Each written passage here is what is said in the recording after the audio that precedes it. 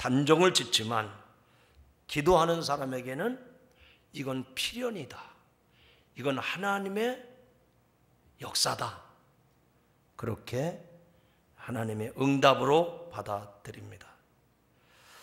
어떤 사건이 기도하는 사람에게는 축복이 되지만 기도하지 않는 사람에게는 그럴 수도 있다. 그게 내가 타고난 팔자소관이니까, 운명이니까 그렇게 치부하고 맙니다. 기도하는 사람은 모든 일을 주관하고 계시는 하나님의 섬세한 손길을 마음으로, 삶으로, 또 의식 속에서 날마다 순간마다 느낍니다. 사람이 만든 것이나 우연이 된 것이 아니라 이거는 하나님의 계획 속에서, 하나님이 예정하신 것 속에서 이런 결과가, 이런 축복이, 이런 놀라운 일들이 주어졌다고 믿음으로 받아들인다는 얘기입니다. 자, 한 주간 여러분 살아오셨는데 한 주간 동안 많은 일들이 있었습니다. 많은 만남들이 있었고 많은 사건들이 있었습니다. 이런 말씀을 들으시면서 여러분은 그것이 우연이었다고 생각하십니까? 아니면 하나님의 섬세한 계획이었고 하나님의 인도하심이었다고 생각하십니까?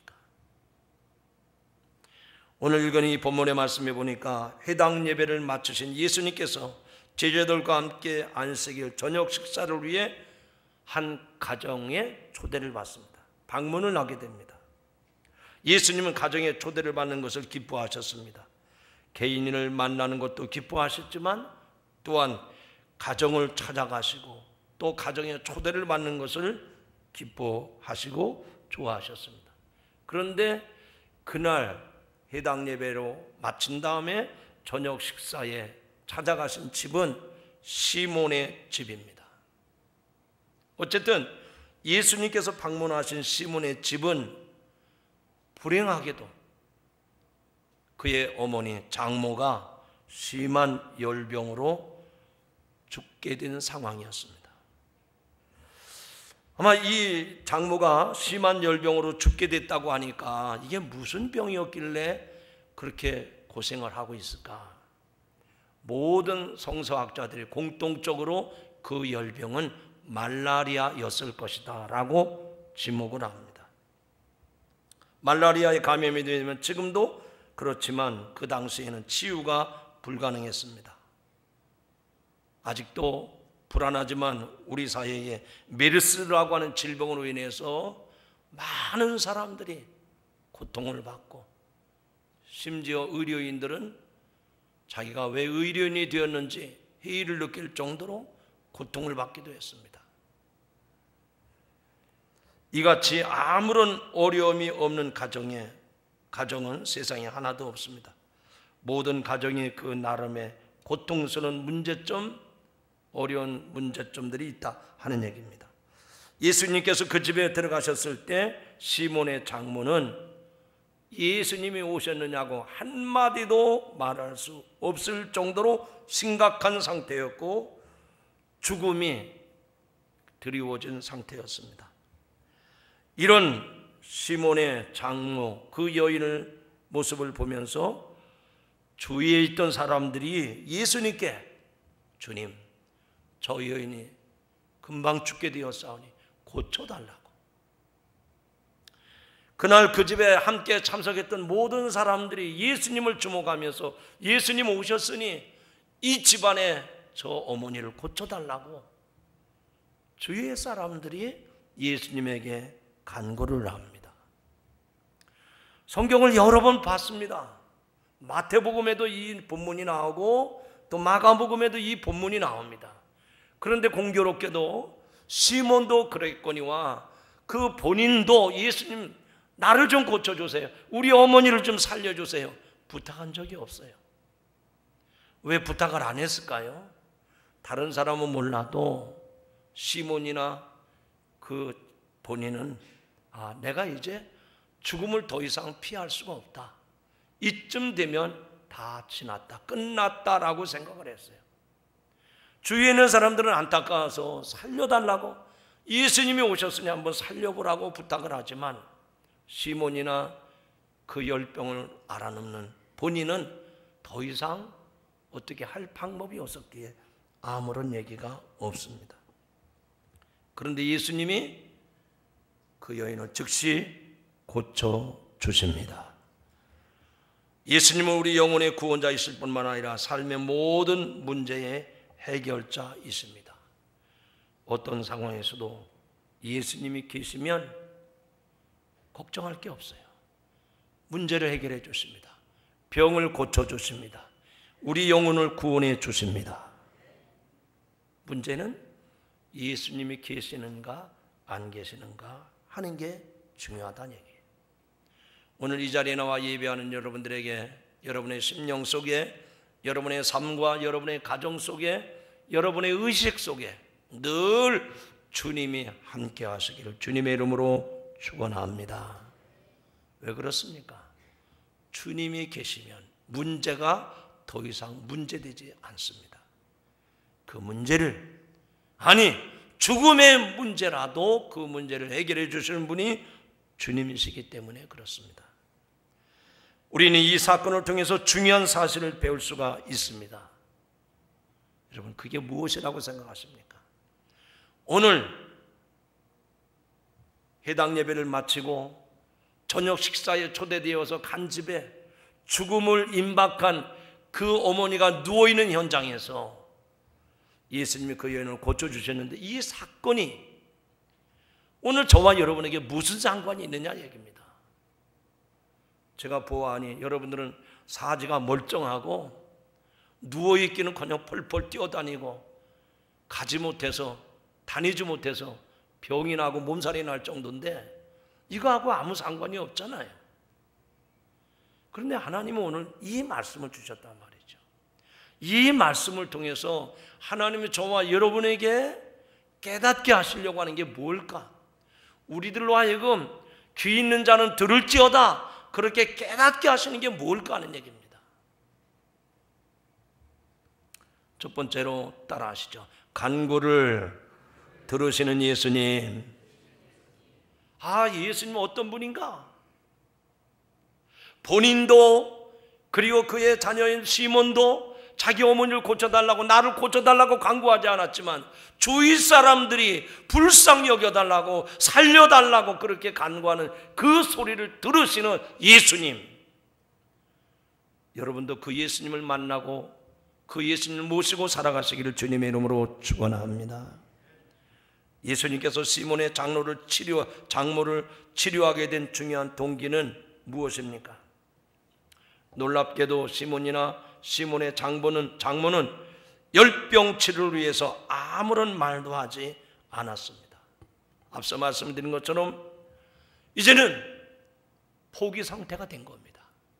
살고 싶지만 너무 병이 중한 병이 되었기 때문에 어쩔 수가 없어서 그저 시간만 지나가고 죽음을 그냥 바라보고만 있을 뿐입니다.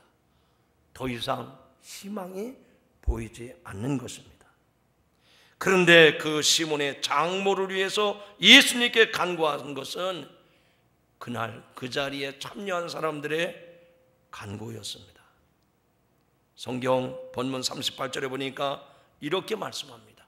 사람들이 저를 위하여 예수께 구하니. 한번 크게 합시다. 사람들이 저를 위하여 예수께 구하니. 본인도 가족도 어떻게 좀 예수님 손 좀 써보세요, 어떻게 좀 살려보세요, 그렇게 구한 게 아니고 그날 그 자리에 처음 온 사람들이 예수님께 간구했습니다. 예수님, 이 집에 오셨으니 우리가 저녁 먹는 게 중요한 게 아닙니다. 저 어머니를 좀 살려보세요 라고 간구했습니다. 이 무명의 사람들이 예수님의 제자들이었는지 아니면 가버나움 해당에서 예수님의 설교 말씀을 듣고 감동해서 따라온 사람들이었는지는 정확히 알 수가 없습니다. 이 복음서를 썼던 누가는 그들의 정체를 밝히지 않고 있습니다. 그러나 우리는 여기에서 예수님 주변에 있던 사람들의 신앙을 엿볼 수가 있어요. 자, 해당 예배가 끝났습니다. 그러면 각자 다 자기 집으로 가서 편히 쉬어야 될 사람들인데 어떻게 시몬의 집까지 따라왔을까요? 예수님을 사랑하고 말씀을 사모하는 사람들에게 예수님과 함께 그 자리까지 온 줄로 믿습니다. 성도 여러분, 오늘 여러분들이 이 자리에 왜 오셨습니까?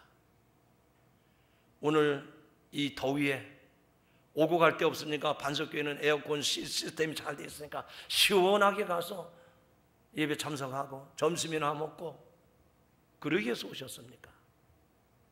제가 보기에는 그런 분이 한 분도 아니겠어요. 사람 만나러 온 것도 아닙니다. 쉼을 얻기 위해서 온 것도 아닙니다. 오직 여기에 말씀이 있고 여기에 예수님이 계시기 때문에, 예수 만나면 문제가 해결되기 때문에 오늘도 이 자리에 오신 줄로 믿습니다.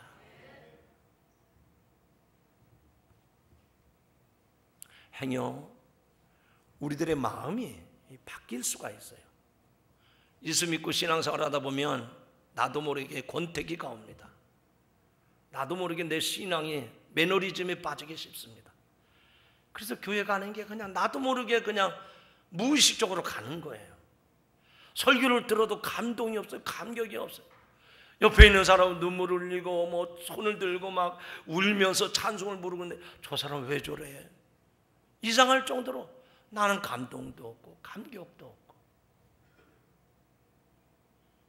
여기 해당 예배가 마친 저녁 시간에 예수님을 따라온 사람들은 어떤 사람들이었을까요?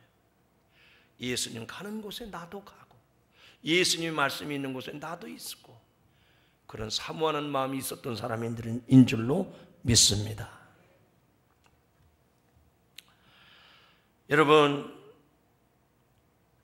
예수님께서 그들의 간구를 들으시고 그래서 그들의 간구를 외면하지 아니하시고 예수님이 시몬의 장모에게 다가가십니다.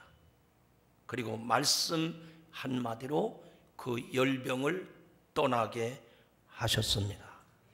그랬더니 죽을 줄만 알았던 그 여인이 기적같이 살아났습니다. 자, 제가 여러분에게 설교하면서 질문하니까 여러분이 말로 대답하지 말고 마음속으로 대답해 보세요. 지금 그 자리에 왔던 사람들이 예수님 좀 살려주세요, 불쌍합니다, 좀 고쳐주세요.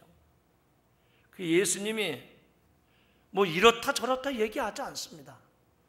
바로 그 여인에게 다가가셔서 말씀 한마디로 열병을 떠나가게 하셨어요. 질문: 기적의 시작은 어디서부터 시작됐을까?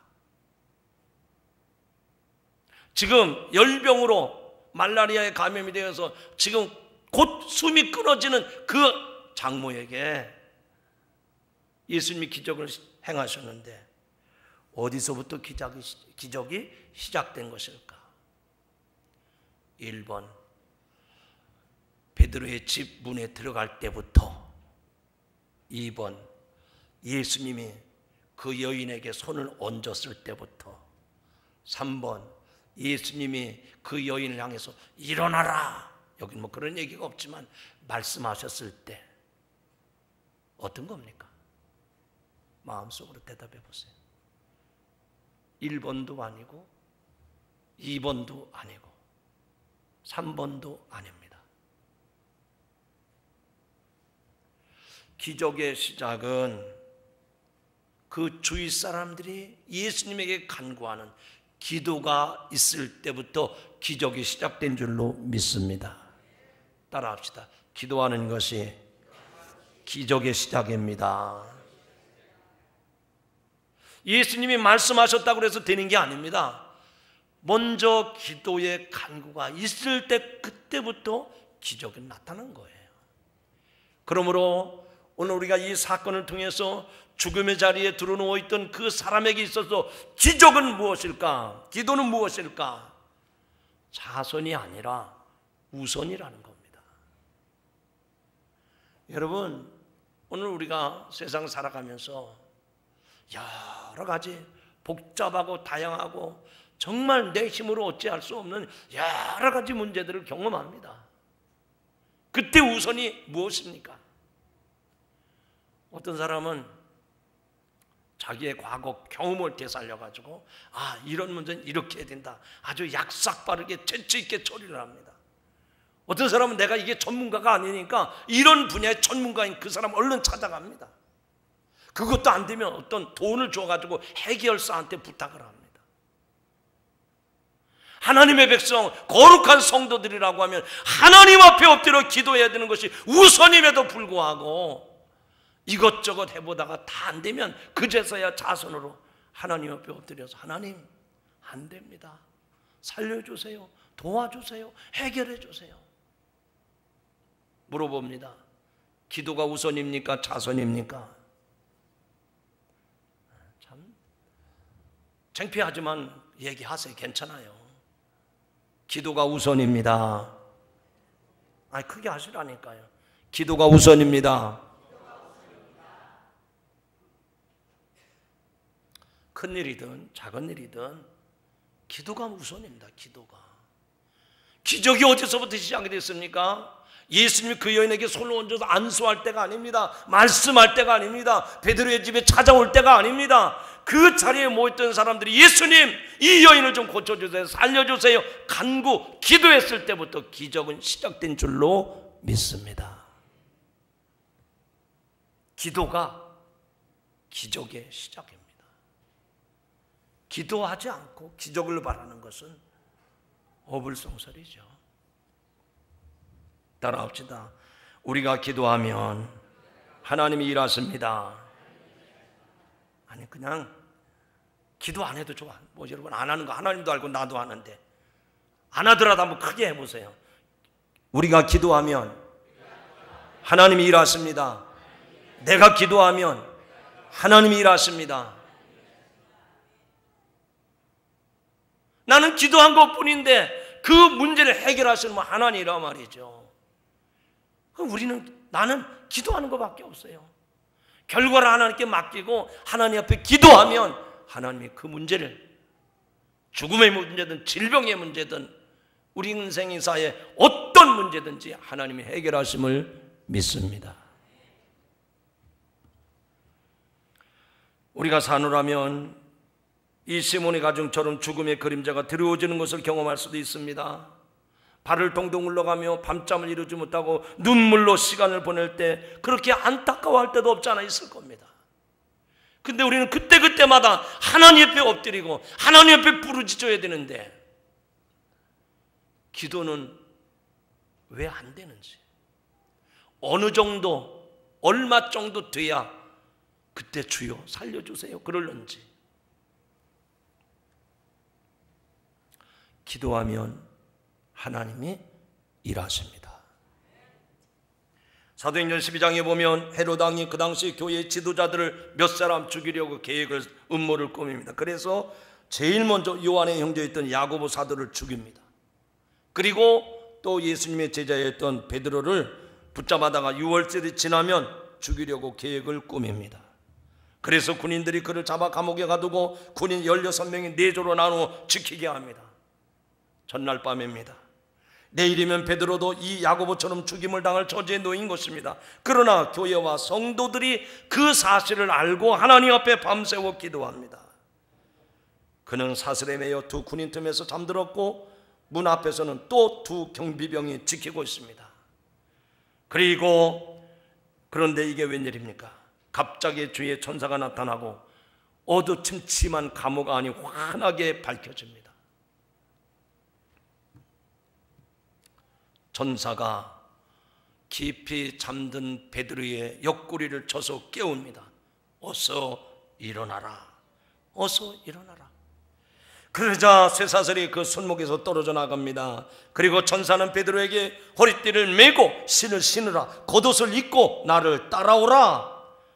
베드로는 천사를 따라가긴 했지만 이게 실제인 줄 모르고 환상인 줄 알았어요. 첫째, 둘째 초소를 지나 시내로 통하는 철문이 스스로 열리는 것입니다. 그가 거리를 지날 때에 그와 함께했던 천사가 떠나갑니다. 결국 베드로는 당황이 됐지만 정신을 차리고 마가의 집으로 갔더니 놀랍게도 거기에는 많은 사람들이 모여서 자기를 위해서 중보기도하는 것을 보고 큰 감동을 받습니다. 아, 성도들이 기도하는 소리를 들으시고 하나님의 천사를 통해서 나를 살리셨구나. 물어봅니다. 이게 우연입니까? 이게 우연일까요? 아닙니다. 하나님은 마가다락방에 모여 사도 베드로가 내일이면 죽는 걸 알고 부르짖어 기도하던 성도들의 기도를 들으시고 천군 천사를 통해서 감옥에 갇혀있던 사도 베드로를 끌어내시고 작고가 풀어지게 하시고, 그래서 자기들이 기도하는 현장까지 왔습니다. 그래서 계집종이 나가가지고 여종이 나가서 베드로 사도가 왔습니다 그랬더니 사람들이 너 미쳤구나, 베드로가 여기로 오다니. 그런데 베드로가 그를 만나보고서 여러분들의 기도 때문에 내가 살아왔습니다. 할렐루야. 여러분, 그 하나님 오늘도 살아계시고 우리의 기도를 들으신다는 사실을 꼭 기억하시기 바랍니다. 기도는 기적의 시작입니다. 기도가 우선입니다. 내가 기도하면 하나님이 일하십니다. 두 번째로 오늘 이 본문의 말씀을 통해서 베드로의 장모가 열병에 걸렸다가 살아났는데 그거하고 우리하고 무슨 상관이 있을까? 첫 번째는 우리의 간구를 들으시는 예수님의 모습을 가르쳐주고, 두 번째는 내 곁에 가까이 오시는 예수님을 오늘 이 본문을 통해서 말씀하고 있습니다. 따라합시다. 주님은 내게 가까이 오시는 분이 있습니다. 나와 함께 하시는 분이 있습니다. 믿어주시는 분은 아멘 하십시오. 무명의 사람들의 간구 앞에 예수님께서는 먼저 몸을 움직이셨습니다. 오늘 본문 가운데 39절에 보니까 예수께서 가까이 서서 열병을 꾸짖으신대. 자, 예수님이 이 누워있는 베드로의 장모, 말라리아에 걸려서 지금 정신이 나갔다 들어왔다 어느 순간에 숨이 끊어질지 모르는 그 중환자 앞에서 예수님의 행동은 어떤 것이었습니까? 예수님 자신도 무서워서 가까이 가지 못하고 멀리 서서 말씀하신 분이 아닙니다. 그 말라리아에 감염이 되어서 지금 죽음 직전에 있는, 임종 직전에 있는 그 여인을 향해서 가까이 서서 제가 현대인의 성경 번역본을 보니까 이렇게 말씀합니다. 예수께서 그 여자에게 다가서서 굽어 보시고. 여러분, 얼마나 그 예수님의 모습을 아주 다정하신 예수님, 정말 불쌍히 여기시고 긍휼히 여기시는 분이 예수님을 볼 수 있잖아요. 여러분, 사람들의 간청에 따라 시몬의 장모 머리 곁으로 바싹 다가가신 예수님, 그 곁에 계신 예수님, 할렐루야. 오늘 이 예수님을 만나고 돌아가시기를 주님의 이름으로 축원합니다. 이것은 베드로가 감옥에 갇혀있던 밤에 주의 천사가 그의 곁에 가까이 다가가서 베드로의 옆구리를 쳐서 깨우듯이 어서 일어나거라, 지금 잘 때가 아니다, 빨리 일어나거라 말씀하신 행동과 똑같은 겁니다. 사랑하는 성도 여러분, 주님께서는 여러분의 삶의 현장, 가정이든지 직장이든지 일터든지 어디든지 너 거기서 나와야 된다, 주께로 가까이 나오라, 교회로 가까이 나오라, 말씀 앞에 가까이 나오라 라고 우리에게 찾아오셔서 말씀하시는 주님이심을 믿으시기 바랍니다. 뿐만 아니라 또 이것은 예수님께서 탄생하시던 밤에 누가복음 2장 9절에 보면 그때 갑자기 천사가 나타나 그의 곁에 서서, 예수님이 탄생하실 때에 천사가 나타나서 그들 곁에 서서 주의 영광의 광채가 그들 주변에 비추었던 것과 같다라고 했습니다. 주의 천사들이 목자들 곁에 서서, 목자들이 이 예수님의 탄생 소식을 듣고 베들레헴으로 가는데 그 주의 천사들이 목자들 곁에 서서 보호하시고 인도하시는 거죠. 사랑하는 성도 여러분, 오늘 저와 여러분은 어쩌면 들에서 양을 치는 목자 같은 인생을 사는 사람들 아닙니까? 항상 위험에 노출되어 있는 사람들, 언제 무슨 일이 일어날지 알 수 없는 사람. 그러나 예수님의 탄생 소식을 접해 들은 이 목자들에게 주의 천사가 그들 곁에 서서 그들을 보호해 주시고 그들을 인도하시고 그들을 지켜주심을 믿습니다. 시편에 말씀하신 것처럼 내가 바다 끝에 가서 거할지라도 내가 너와 함께 하리라.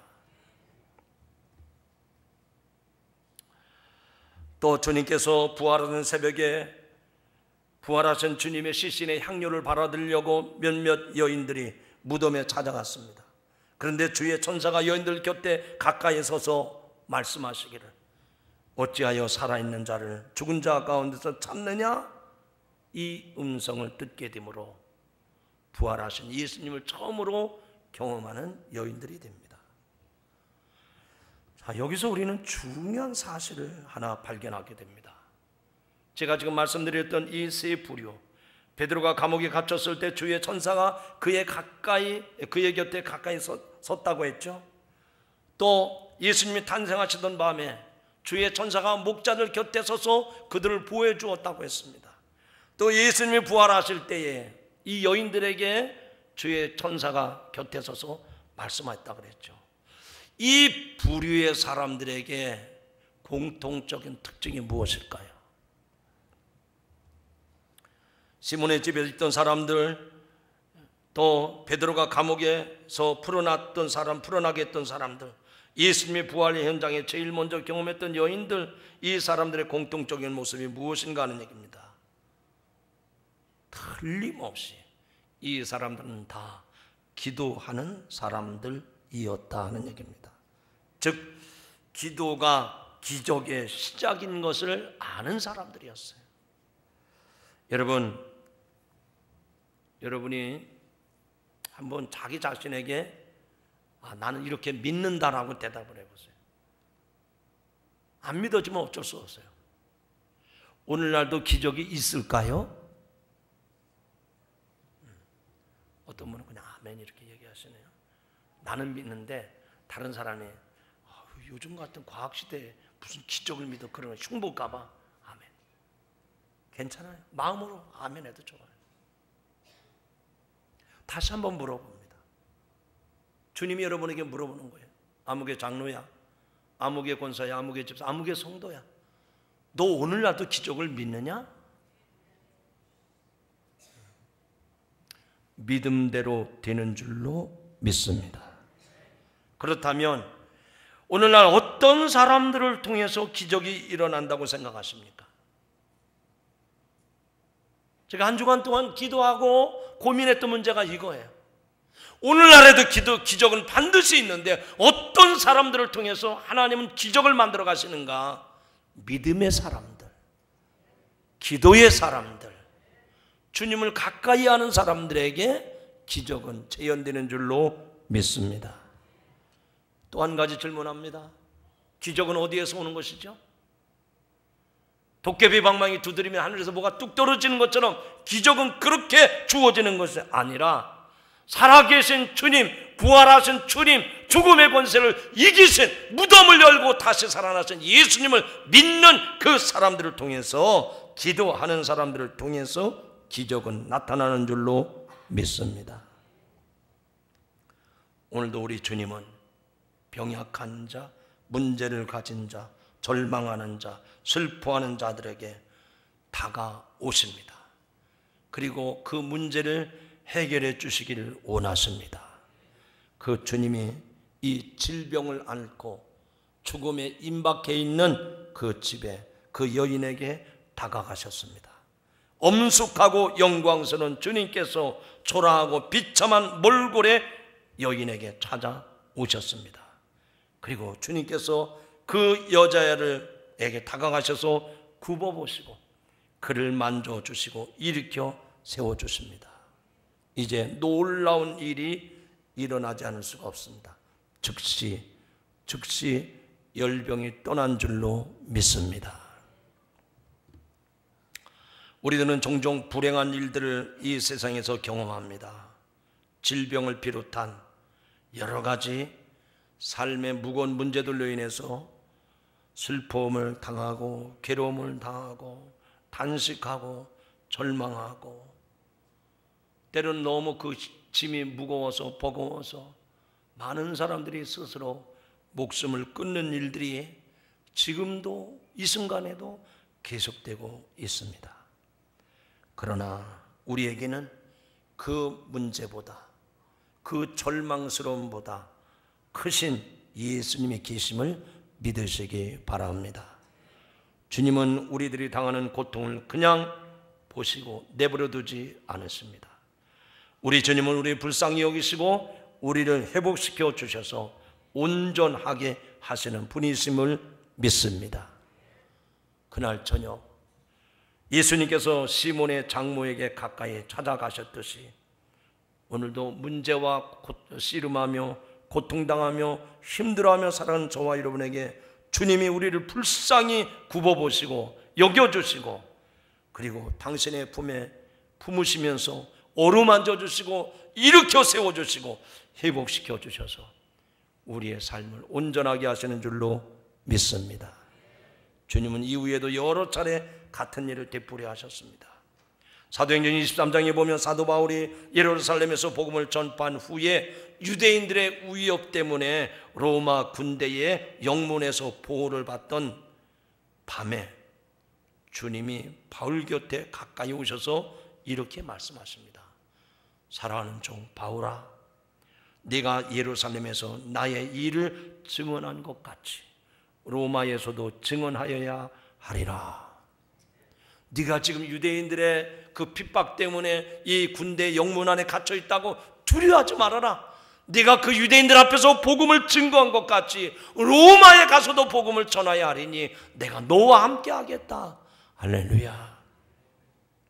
또 바울이 배를 타고 로마로 압송되어 가는 중에 풍랑을 만나 거의 죽음의 자리에 있을 때에도 주님은 그의 곁에 다가오셔서 말씀합니다.